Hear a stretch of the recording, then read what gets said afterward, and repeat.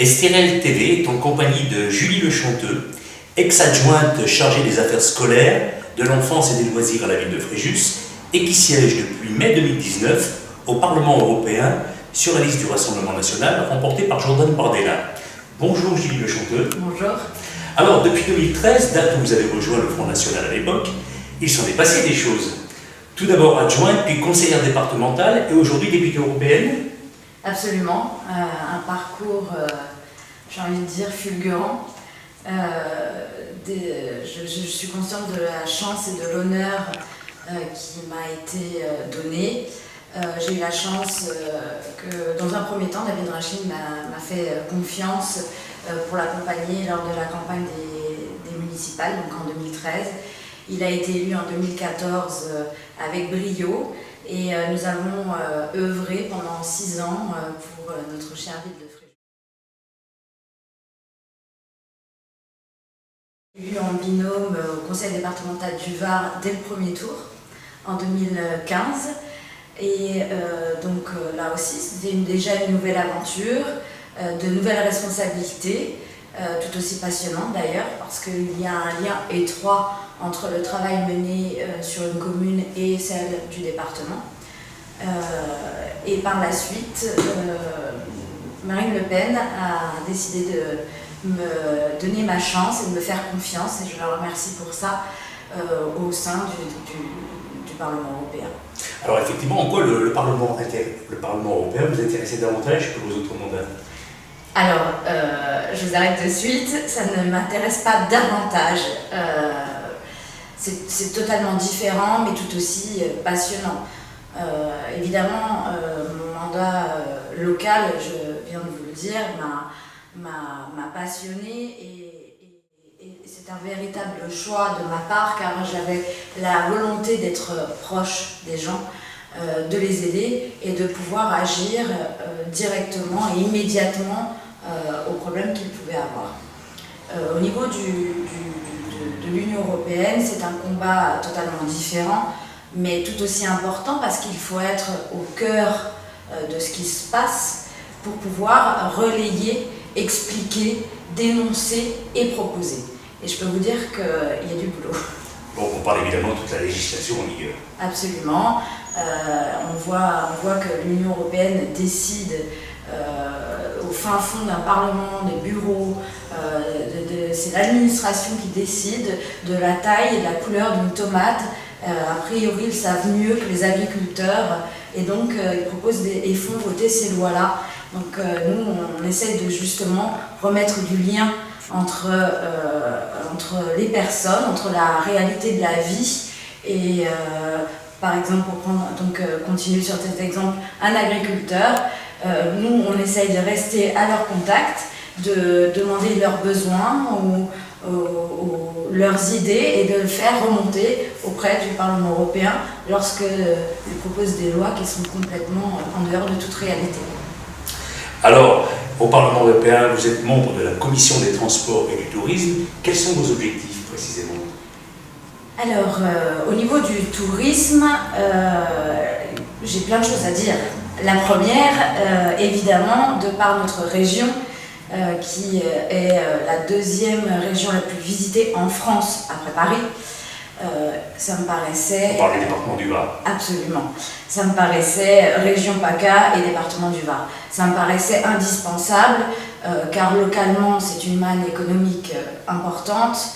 Le Parlement européen donc met une commission tourisme, en effet, à savoir qu'il n'y a pas 1 euro, il n'y existe même pas une ligne budgétaire consacrée au tourisme. Donc c'est incroyable. Alors comment on l'explique ça? On l'explique par le fait que le Parlement européen est d'une hypocrisie incroyable. Tout est comme ça, tout n'est que parole, tout n'est que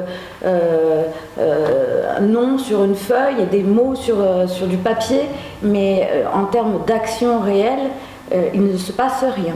En termes de transport, puisque je suis donc dans la commission tourisme et transport, de la même manière, je me suis particulièrement penchée pendant le confinement On a eu beaucoup de temps pour cela. Avec mon collègue Philippe Olivier, nous avons produit des documents justement sur la relance économique du transport routier. On a bien vu que le transport routier était un domaine vital, a été un domaine vital pour nous français, parce que ces chauffeurs routiers ont continué à sillonner les routes pendant le confinement pour que nous puissions nous nourrir. Et c'était donc, ils ont été traités d'ailleurs d'une manière incroyable, hein, les pauvres, ils ne pouvaient plus, ils n'avaient plus de douche, ils n'avaient plus de sanitaire sur les autoroutes, ils ne pouvaient même plus prendre un café ni même se restaurer, et cela, c'est l'Union européenne qui le gère. Et puis plus largement, il y a ce problème de dumping social des chauffeurs des pays de l'Est qui viennent en concurrence les uns les autres à tous les chauffeurs routiers de l'Union européenne, particulièrement ce qui m'intéresse de la France. Et alors effectivement, on a eu une première victoire de faire voter ce paquet immobilité qui est censé limiter justement ce dumping social et cette concurrence déloyale. Or, comme partout en France et sur d'autres sujets, il n'y a aucune application ni même vérification. Alors on a toujours tendance à dire, à juste titre certainement, qu'il faut faire des lois sur des surlois sur des surlois qui existent déjà sur les sujets concernés, que ce soit d'ailleurs en France ou en Europe. Donc vous confortez un petit peu ces idées-là. Tout à fait. Alors non, pas du tout. Non, mais quand je dis conforter, c'est-à-dire dans le fait de dire qu'il y a des lois qui ont été votées à un moment donné, absolument, qui ne sont pas appliquées, c'est ce que absolument. Vous voulez dire. Oui, oui, alors là, je vous rejoins totalement, c'est bien ce qui est dommage. Alors, parfois, les lois sont faites, appliquées, et elles ne sont pas du tout de bon sens. Lorsque j'ai visité dans le centre de la France, dans le Cher, une dame qui faisait son chèvre. Je dis qu'il faisait parce qu'elle a dû fermer. Depuis des années, elle vivait avec ça, avec sa ferme, etc. Et grâce, entre guillemets, aux nouvelles lois de l'Union européenne, elle n'avait pas les moyens de mettre les nouvelles normes, sa ferme et l'endroit où elle produisait ses fromages. Et c'est une ferme qui a fermé. Et c'était tout à fait justifié. Depuis des années, les gens venaient acheter ces chèvres, n'ont jamais été malades et tout se passait parfaitement bien. Comment donc le Parlement européen a géré et gère le Covid, puisque c'est vraiment l'actualité? C'est d'actualité. Je vais essayer de mesurer mes mots parce que c'était d'une catastrophe incroyable. Ils n'ont absolument pas géré. Non seulement ils n'ont pas géré, mais en plus c'était plus un boulet qu'autre chose. Au niveau interne, je ne vous parle pas des catastrophes, on ferme au dernier moment, on ne fait plus rentrer personne, les assistants parlementaires, ils ont tous leurs bureaux, les dossiers ne pouvaient plus rentrer. 3 jours après, Greta Thunberg a une dérogation, vient faire sa publicité au sein du Parlement européen. On a su que 3 jours après, elle était atteinte du Covid. Bon, c'est 2 poids 2 mesures. Ça, l'Italie a été un des pays d'Europe le plus touché. L'Union européenne n'a tellement pas géré que c'est Cuba et la Russie qui sont venus en aide au peuple italien. C'est quand même incroyable, c'est-à-dire des pays qui ne font pas partie de l'Union européenne. Et puis, pour aller plus loin, on a bien vu également que dans des crises aussi importantes et aussi graves, chaque nation, et ça j'ai envie de dire c'est humain, il faut le voir, il faut le réaliser, et prendre conscience que ça sera toujours comme ça. En cas de crise grave, chaque nation, et heureusement d'ailleurs, va défendre ses propres intérêts et son propre peuple. Et à ce moment-là, on voit bien que l'idéologie de l'Union européenne n'existe pas et ne fonctionne pas. C'est-à-dire que chacun voulait garder les masques dès qu'il les recevait pour son propre peuple, au détriment de l'Italie, les Italiens au détriment de la France, et Dieu sait si on les apprécie, ils sont pas loin, mais voilà, l'être humain est ainsi fait et défendra toujours son peuple. Et c'est pour cela que nous défendons une Europe bien différente, c'est-à-dire une Europe des nations et des coopérations. Lorsque les peuples veulent coopérer pour de grands projets, c'est important et il le faut, c'est indispensable, mais imposer une idéologie telle qu'elle est faite aujourd'hui, ça dessert tout le monde. Alors, effectivement, vous venez de le rappeler, tous les postes clés aujourd'hui sont détenus par les groupes dits majoritaires, et les postes secondaires sont répartis à l'opposition. Est-ce que vous arrivez à vous faire entendre malgré tout? Écoutez, c'est incroyable, mais je crois que nous sommes en pleine dynamique. Nous avons une force et une volonté qui fait que nous arrivons à avoir quelques victoires. Il faut savoir que nous sommes quand même, et malgré tout, malgré cette entité antidémocratique, nous sommes arrivés à être le 4e groupe le plus important du Parlement européen, devant les Verts. Je le précise parce qu'en ces temps, le vert est à la mode. Donc nous avons des alliés dans différents pays de l'Union européenne. Nous sommes arrivés à faire un grand groupe. Nous avons eu quelques victoires, notamment nous avons réussi à dénoncer le poste de Sylvie Goulard, soutenu par Emmanuel Macron, qui avait un conflit d'intérêts flagrant et que nous avons dénoncé. Nous avons réussi à faire nommer, enfin ils ont nommé quelqu'un d'autre, mais au moins il n'y avait déjà pas de conflit d'intérêts. Ça c'est une première victoire. J'en ai une autre en tête où il était proposé par l'Union européenne un texte de loi de la répartition forcée des migrants partout en Europe. Alors certes, nous avons gagné à 2 voix près, mais nous avons voté non à ce texte de loi. Donc ceci est une deuxième victoire. Malgré tout, par force, par volonté, par notre dynamisme, nous arrivons à avoir quelques victoires. Alors vous êtes monté au créneau le 25 juin dernier pour demander un report au 1er janvier 2022 de l'augmentation de la fiscalité sur le gazole professionnel. Absolument. Écoutez, on parlait des Verts il y a quelques minutes. Je pense que l'écologie punitive, parce que ça s'appelle pour moi, c'est de l'écologie punitive, n'a aucun intérêt. Prenons l'exemple des masques, puisque c'est d'actualité, vous le soulignez justement tout à l'heure. La France, les gouvernements successifs ont été incapables de garder nos industries dans notre pays, ce qui fait que les masques sont produits exclusivement en Chine, d'accord ? Ces masques, eh bien, il a fallu les exporter partout dans le monde parce qu'on en a eu besoin en urgence. Ils partent alors de Chine déjà sur toutes les routes, d'accord, un petit peu partout. Ensuite, ils partent sur des cargos qui font le tour du monde. Or, on sait à quel point cela pollue, cela au niveau de la mer, etc., c'est extrêmement mauvais. Ensuite, donc, ils font le tour, ils arrivent à Dunkerque, parfois en Méditerranée, déchargement, et là, à nouveau, des transports routiers au gasoil jusque dans les usines, et des usines ou des plaques tournantes vers les pharmacies et plein de distribution. Donc, je veux dire que l'écologie, finalement, elle passe outre elle passe totalement outre. La vraie écologie, ça s'appelle le localisme. Ça veut dire garder nos industries, ça veut dire réduire les transports, exportation, importation. Et là, on ferait de la vraie écologie plutôt que de taper sur les TPE, PME, parce que c'est ça, augmenter la taxe sur le gasoil professionnel, c'est bien les toutes petites entreprises et les moyennes entreprises qui vont payer, alors que les grands groupes, eux, qui gagnent des milliards, ne sont absolument pas, on leur demande pas de faire aucun effort, ni même de réduire ou d'investir pour une transition écologique. Bon, voilà, écoutez, je ne pouvais que demander ce report, voire même l'annulation. J'irai un petit peu plus loin quand on avancera sur le dossier. Depuis des années, les institutions souhaitent supprimer le siège de Strasbourg, qui est pourtant le siège historique, tout un symbole.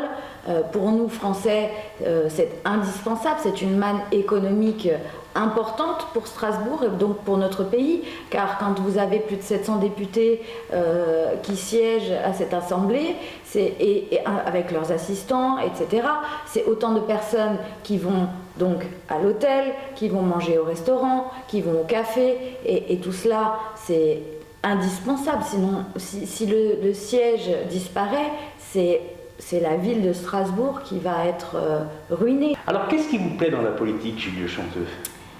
Alors, ce qui me plaît dans la politique, beaucoup de choses. C'est, dans un premier lieu, de pouvoir aider les gens.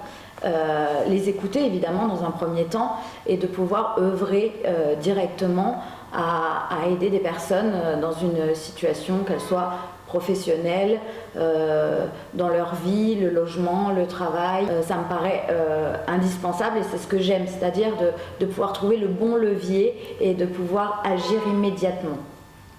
Alors, qu'est-ce qui vous déplaît également en politique ? Énormément de choses aussi. Beaucoup de choses me déplaisent, notamment l'immobilisme de ces politiques depuis des années. Heureusement, on en a eu quelques-uns de bons, mais très peu. Des personnes qui parlent beaucoup, qui se mettent, on en a encore un au gouvernement, hein, qui font beaucoup de communication, beaucoup de déclarations, et soit qui ne font absolument rien de ce qu'ils annoncent, de ce qu'ils disent, ou soit font exactement le contraire. Donc on peut dire quand même qu'une loi qui a été votée récemment, qui va dans le bon sens, c'est le non-cumul des mandats.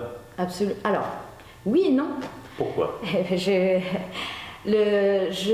Alors, comme dans tous les domaines, malheureusement, il y a eu des abus. Très clairement, des politiques qui cumulaient 3 mandats et des mandats très importants dans le sens très lourd de travail quand on le fait réellement et sincèrement, et donc on ne peut pas tout faire bien comme il faut. Néanmoins, là où je mets un bémol, c'est par exemple, et on l'a vu nous ici à Fréjus avec David Racheline qui avait été élu sénateur et maire de la ville évidemment, ce sont 2 mandats qui pour moi sont complémentaires. Parce qu'au Sénat, vous le savez, il s'occupe principalement des problématiques des maires. Et c'est les sénateurs qui font remonter réellement les vrais problèmes des maires, les besoins, les lois qu'ils ont besoin de faire appliquer, etc.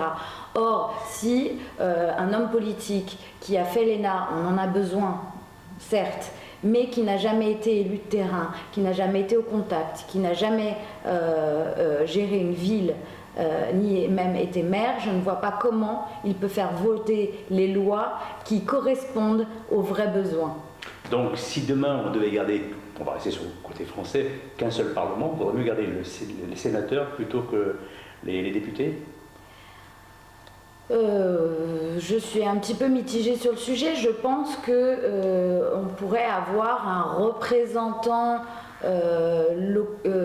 comme on pourrait avoir un représentant territorial, on pourrait avoir un représentant national, en effet. Garder les institutions avec, comme elles sont, différentes fonctions, mais des mêmes personnes qui puissent donc du coup connaître parfaitement les dossiers. Et un sénateur siégerait de la même manière à l'Assemblée nationale et vice-versa. Ainsi, un conseiller territorial, il est élu au conseil départemental, siège au conseil régional. Revenons plus précisément à l'Europe, puisque vous faites également partie de la commission parlementaire de stabilisation et d'association Union européenne-Serbie. En quoi cela consiste-t-il ? Alors, l'institution européenne a mis en place ces commissions pour les pays qui souhaitent adhérer à l'Union européenne. Pour ma part, je voudrais souligner, là encore, le fait que malheureusement l'Union européenne n'a aucun respect de la souveraineté des nations. Parce que c'est un moyen pour l'Union européenne de se mêler de ce qui se passe et d'imposer à ces pays qui souhaitent l'adhésion à l'Union européenne telle ou telle loi. On l'a bien vu nous en France avec la réforme des retraites. De la même manière, ils essaient d'imposer à la Serbie d'investir ici, de revoir telle loi, de gérer leur budget comme ceci. En contrepartie, éventuellement un jour, la Serbie rentrerait dans l'Union européenne. Pour ma part, si je me suis autant investie dans cette commission, c'est pas du tout pour me mêler de la gestion de ce pays, mais bien parce que la France et la Serbie ont depuis des centaines d'années des liens importants qui me semble, doivent être entretenues. Et j'ai eu la chance, à ce titre, de me rendre sur place et de rencontrer les responsables politiques locaux, de discuter justement de cette volonté d'adhérer à l'Union européenne. Pourquoi, dans quelles conditions, expliquer un petit peu aussi ce qui se passe en France, comment, ce qui se passe dans l'Union européenne. Voilà, pour ma part, c'est vraiment créer des liens avec un pays qui a beaucoup de points communs avec notre pays, la France. Alors pour aller un petit peu dans le même sujet, qu'est-ce que l'Union européenne apporte à la France et qu'est-ce que la France apporte à l'Union européenne? J'ai envie de dire que l'Union européenne apporte que des problèmes à la France. On l'a bien vu au travers de la gestion de la crise du Covid. L'Union européenne a ralenti la gestion de la crise dans notre pays. Elle a même augmenté, j'ai envie de dire, les problèmes. Lorsqu'on avait besoin de fermer nos frontières pour justement éviter que le virus, au travers des personnes, circule, par idéologie, n'a jamais voulu installer et vérifier ses frontières.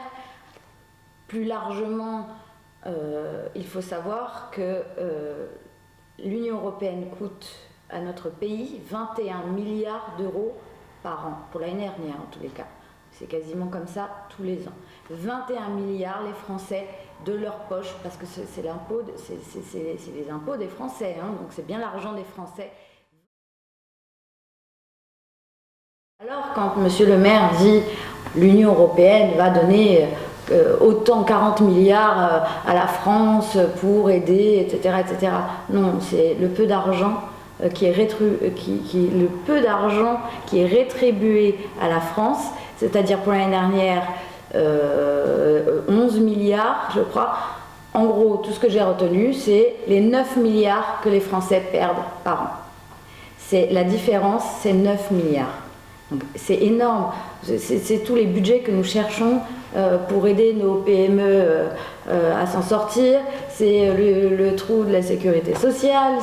Enfin, je veux dire, l'Union européenne ne règle aucun problème, en crée et coûte 9 milliards d'euros aux Français.